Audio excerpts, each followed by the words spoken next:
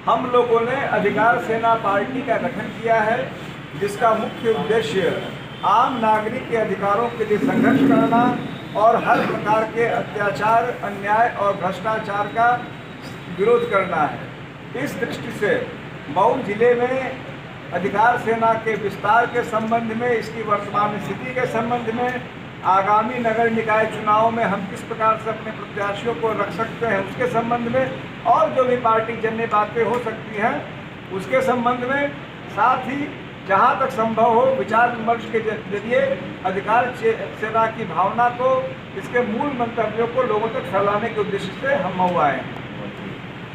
नगर देखिए, हम निश्चित रूप से नगर निकाय में अपने प्रत्याशी मऊ जिले में भी उतारेंगे। हमारे प्रत्याशी कितना अच्छा करेंगे, कितना बुरा करेंगे, इस पर अभी हम कोई टिप्पणी करने की स्थिति में नहीं है, क्योंकि मैं खुल के कहना चाहूँगा कि हम एक नई पार्टी हैं, हम अभी एक छोटी पार्टी हैं, लेकिन निश्चित रूप से हम अपने सिद्धांतों के लिए, अपनी बातों के लिए, अपने अपने अपने मूल बातों को प्रचारित करने के लिए और लोगों तक पहुंचने के लिए जो चुनाव है उनको भी एक महत्वपूर्ण माध्यम मानते हैं। हम निश्चित रूप से चुनाव में आएंगे। सपा से क्या आपको परहेज है कोई? नहीं, देखा जाए, मुझे किसी पार्टी से कोई परहेज नहीं है। लेकिन अभी आपने जिक्र किया है सपा वाले और यादव लोग चले गए। नहीं, अगर मैंने ऐसा कहा है तो निश्चित रूप से पूरी तरह मजाकिया ढंग से कहा था, आपकी उपस्थिति थी उसमें, तो यह बिल्कुल आंतरिक बात थी। किसी पार्टी से, किसी वर्ग से इन ऑन द कॉन्ट्ररी, यानी उसके विपरीत, हमारी पार्टी का यह बुनियादी सिद्धांत है कि हम कोई भी धर्मगत, जातिगत या वर्गगत या भाषागत किसी भी प्रकार के विभेद को हम किसी भी प्रकार से अपने पार्टी में पालन नहीं करेंगे। और यदि कोई भी व्यक्ति वर्गगत, जातिगत, धर्मगत वैमनस्य करेगा तो हम उसको अपनी पार्टी का, अपने अधिकार सेना का सदस्य नहीं समझेंगे।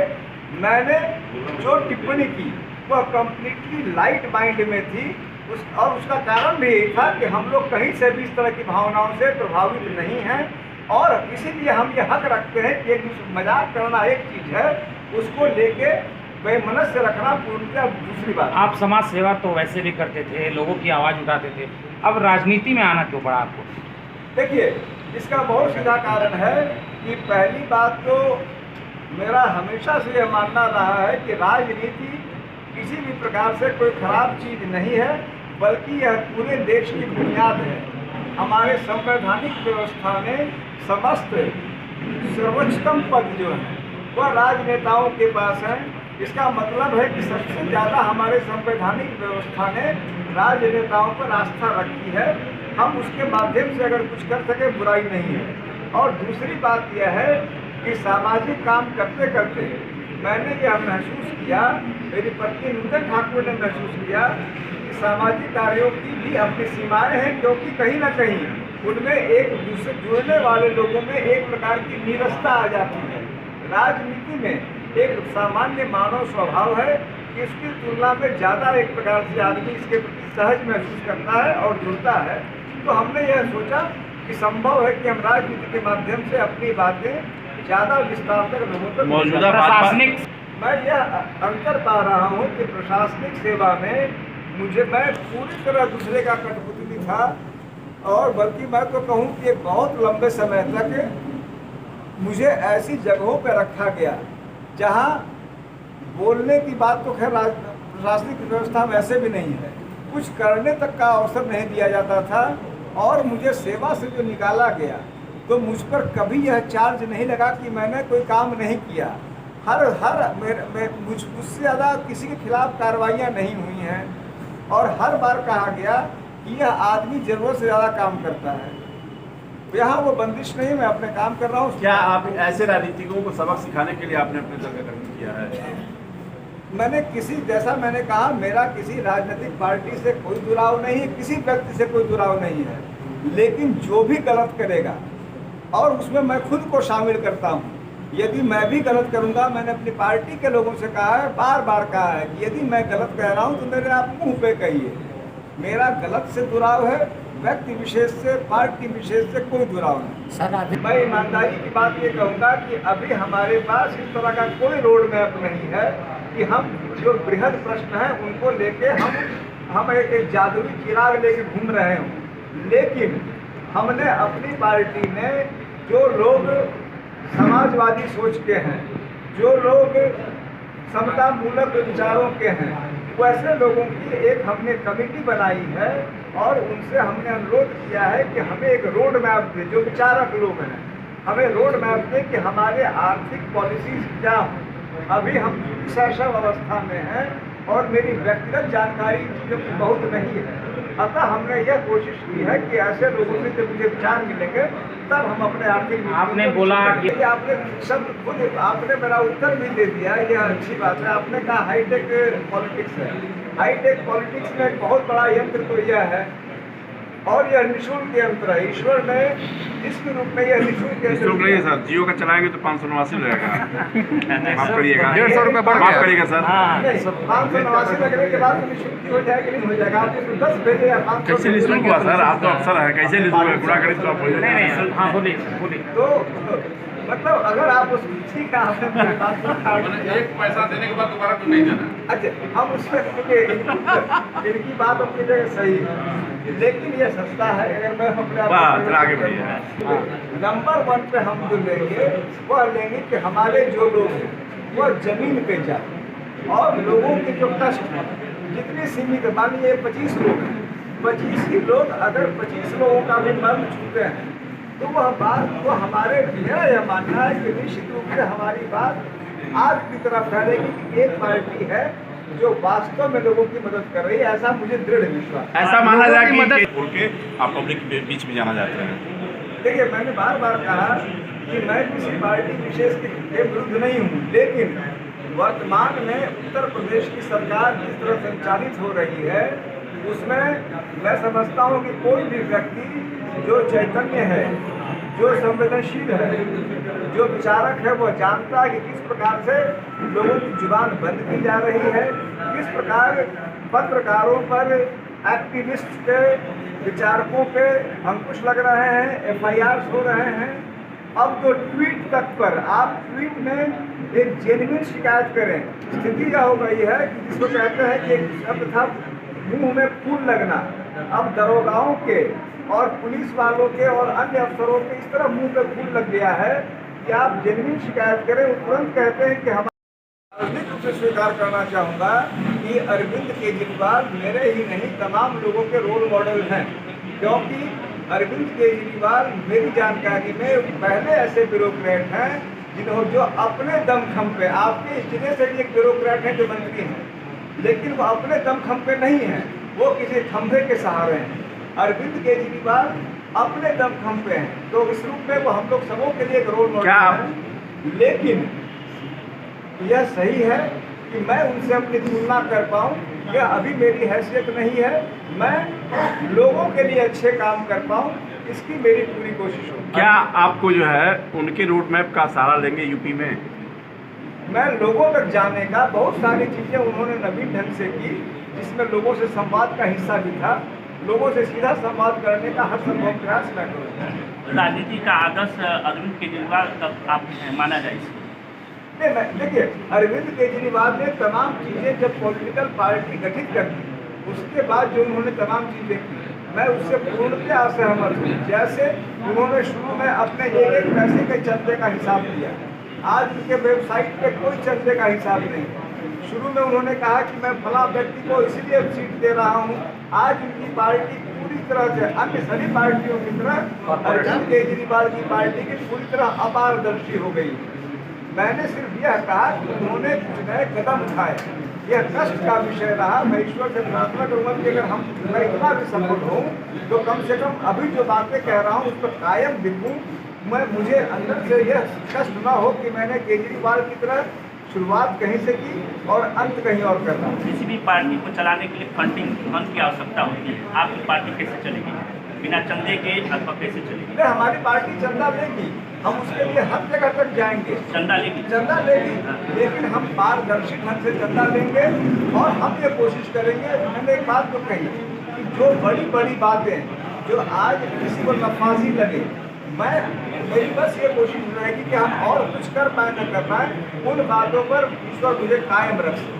आपने विरोध करने की संस्कृति को बढ़ावा दिया है क्या? हमारे साथी वही बने जिनमें विरोध करने का साहस हो, प्रतिकार करने का साहस हो। विरोध और प्रतिकार मेरी दृष्टि में समाज के लिए अत्यंत ही आवश्यक अंग है। यह कष्ट का विषय है कि सरकारें विरोध को और प्रतिकार को राष्ट्रद्रोह की संज्ञा दे देती है, देशद्रोह की संज्ञा देती है और उन लोगों को पसंद करती है जो केवल चापलूसी और जी हुजूरी करते हैं। क्या समाज सेवा के लिए राजनीति में उतरना, राजनीति में आना जरूरी है? समाज सेवा करने का मेरी निगाह में राजनीति एक श्रेष्ठ माध्यम है। कोई भी चीज़ यह नहीं है कि उसके बिना समाज सेवा नहीं हो सकती है। लेकिन सत्ता में आने के बाद आप उन लोगों को सबक सिखाएंगे जो आपको कष्ट पहुंचाए हैं एक अधिकारी होने जब आप तैनात थे, तो देखिए जब सत्ता में आप आएंगे मैं देखिए के बाद कोई कहेगा कि मैं कैसी बात कर रहा हूँ। मैं अभी दूर दूर तक सत्ता के पास नहीं दिख रहा हूँ। मैं जमीनी भी हो सकता है, केजरीवाल ने भी नहीं माना था कि हमको सत्ता मिलने वाली है। हो सकता है सर। केजरीवाल ने भी साहब नहीं माना था, तो क्या आप जब सत्ता में आएंगे तो उन राजनीतिकों को ठीक करेंगे जिन्होंने आपको प्रताड़ित किया था? मैं अगर गलती से मैं कहूँगा, क्योंकि अभी मैं नहीं जानता, अगर कभी ऐसी स्थितियाँ बनेंगी तो मैं हर वह काम करूँगा जो एक आदर्श राजनीतिक को करना चाहिए, कोशिश करूँगा। क्या आपको उम्मीद नहीं है सफल होने की राजनीति?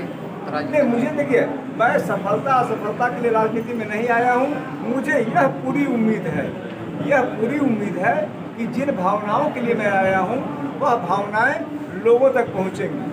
उसमें कितने वोट परिवर्तित होंगे उसको लेके आज मैं नहीं जानता, क्योंकि इस बात से मैं भली भांति परिचित हूँ कि आज धर्म और जाति पर आधारित राजनीति हो गई।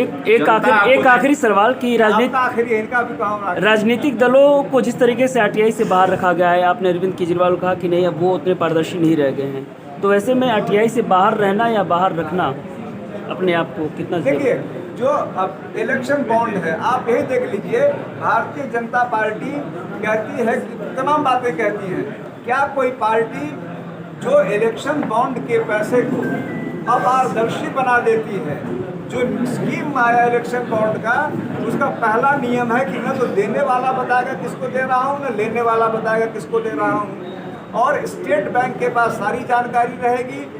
फाइनेंस मिनिस्टर वहाँ से सूचना मंगा लेगा, अच्छा तुमने विरोधी दल को दिया, और तुरंत जिस पार्टी की बुनियाद उस बॉन्ड पे हो, जो पूर्णतः अपारदर्शी है, यदि वह देश के कल्याण की बात कर रही है, तो अपने आप में एक भारी प्रश्न चिन्ह है। अगर कोई चुनाव से आप कितना संतुष्ट हैं?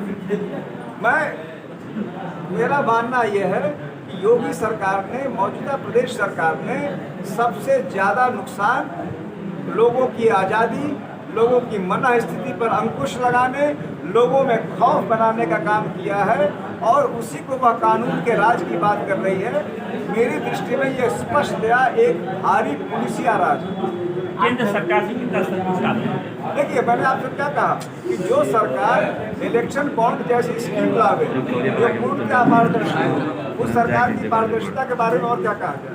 अगर केवल एक चुनाव अच्छी बातों और वादों से अगर जीता जा सकता है, तो चुनाव में पैसे नहीं बढ़ते और अन्य जो चीज़ें वो नहीं होती। देखिए, अभी मैंने क्या कहा कि मैं इस जो विधा है राजनीति की, उसका मैं स्टूडेंट मात्र हूँ। मुझे सिर्फ यह बोलने का हक है, और मैं बार बार बोलूँगा कि मेरे कुछ अपने सपने हैं कि मैं कुछ कर पाऊँ समाज के लिए, मेरी पार्टी कुछ कर पाए। बाकी चीज़ें मैं सीखूँगा, लेकिन मेरा उद्देश्य यही रहेगा, इच्छा यही रहेगी कि मैं अपने मूल बात से भटक न पाऊँ। इस लोकसभा चुनाव में आप लोग मैदान में रहेंगे? मैं तो खुद बलिया से चुनाव लड़ूंगा 2024 में, लेकिन फिर मैं खुल के कहूँ लोकसभा चुनाव में मऊ में भी सीट लड़ाएंगे आप? बिल्कुल लड़ाएंगे। नगर निकाय में भी लड़ाएंगे। प्रत्याशियों के चयन में किसको प्राथमिकता दी जाएगी? हम प्रत्याशियों के चयन में उन लोगों को देंगे जो हमारे अधिकार सेना के जो मूल उद्देश्य हैं उनके प्रति समर्पित हों और लड़ने का मादा रखें। ठीक, थैंक यू। निकाय चुनाव से शुरुआत हो जाएगी आपकी? निकाय चुनाव में रहेंगे। अच्छा, एक आखिरी सवाल ऑफ द वे, ये बताइए कि जैसे आप प्रशासनिक सेवा में भी रहे, अब आप पॉलिटिक्स में, कितना कठिन था काम करना प्रशासनिक सेवा में? एक राजनेता का जब दबाव पड़ता है या खुद आपके जीवन काल का कोई ऐसा वृत्तांत? देखिए, मैं यह बात ऑन रिकॉर्ड कह सकता हूँ, मात्र कल्याण सिंह जी की पहली सरकार जो थी, उसके अलावा कल्याण सिंह की पहली सरकार ने वास्तव में राजनीतिक दबावों पर अंकुश लगाया था। अन्य सारी सरकारों में भारी प्रशासनिक दबाव लगातार रहा है और स्थितियां बद से बदतर होती गई हैं। हर सरकार ने पिछले सरकार से आगे बढ़कर लोग अफसरों को अपने अंदर दबोचने का प्रयास किया है। मौजूदा सरकार ने नई पराकाष्ठाएं पाई। तो क्यों नहीं IAS IPS एसोसिएशन ने मोर्चा खोला अपना? किस बात का गठन हुआ है? आप लोगों ने ही तो गठन किया था। इस बात का उत्तर आप जानते हैं कि इन एसोसिएशन ने क्यों नहीं मोर्चा खोला है। जहां स्वार्थ टकरा जाता है सम्मान से, ज़्यादातर लोग स्वार्थ के सामने घुटने टेक देते हैं। तो क्या आप मानते हैं कि ये एसोसिएशन दोषी हैं? एक IAS IPS के एसोसिएशन दोषी कार्रवाई हो रही है नहीं तो है। एसोसिएशन दोषी नहीं है। फिर किस बात का संगठन बना? हर वह व्यक्ति जिसके लिए सम्मान से बढ़ के उसका अपना व्यक्तिगत लाभ रहा, हर वो व्यक्ति। सर ये बताइए कि अमरीश सिंह जी आपके संगठन से अब बैठे हुए हैं, यहाँ जिलाध्यक्ष हैं, कल वो लोकसभा के प्रत्याशी होते हैं और उनका परिणात्मक कार्रवाई उनके विरुद्ध हो रहा है, तो क्या आप उनका साथ देंगे या आप कहेंगे नहीं, इससे मतलब नहीं है? देखिए, मैंने यही बात अभी अपने इसमें कहा, यदि कोई मेरे साथ रहना चाहता है तो सबसे पहले मुझे उस योग्य बनना पड़ेगा कि उन्हें यह विश्वास हो कि उनके सुख और दुख में मैं उनके साथ खड़ा रहूँगा। मेरे साथ एक बात वही पूछ रहा हूँ, फिर से मैं पूछ रहा हूँ कि एसोसिएशन को मोर्चा खोलना चाहिए था, जो नहीं खोला, वो दोषी है या नहीं है? देखिए, मैंने उसी बात को मैंने दूसरे ढंग से कहा। मैंने बात ये कहा कि हर वो व्यक्ति जो एसोसिएशन तो एक निर्जीव वस्तु है। हर वो व्यक्ति जो एसोसिएशन में था, जिसको अपने सम्मान की रक्षा करनी थी, जब उसने रक्षा नहीं की तो वह दोषी क्यों नहीं हुआ? सर, एक अंतिम प्रश्न सर, मुख्तार अंसारी यहाँ के 5 बार के विधायक हैं, आप मुख्तार अंसारी के क्षेत्र में आए, आपको कैसा महसूस होता है? क्या संदेश देंगे कि उनके खिलाफ प्रत्याशी उतारेंगे या कैसा महसूस है? मुख्तार अंसारी का ये क्षेत्र है, 5 बार के विधायक हैं यहाँ। देखिए, मुख्तार अंसारी मुझे किसी और से कुछ ज़्यादा अंतर मुझे इसलिए नहीं दिखते हैं। मेरा यह मानना है कि उनकी जो भी महारत हो, अपने क्षेत्र में महारत ही होंगे। 5 बार के विधायक हैं, किसी भी क्षेत्र के महारत ही हो। हमारा अपना क्षेत्र है, मेरा क्षेत्र है कि हम लोगों के लिए अच्छे काम कर सकें, लोगों में अधिकार की भावना जगा सकें, लोगों में भय से मुक्ति दिला सकें। वह भय मान लीजिए गलत प्रशासन का हो तब, किसी व्यक्ति विशेष का हो तब हम उसके खिलाफ संघर्ष कर सकें। मेरी यही इच्छा है, हम उसके लड़ेंगे। मुख्तार अंसारी जी हो तब, कोई और हो तब। आप मिशन में नौजवानों की खास तौर से बेरोजगार क्या भूमिका रहे?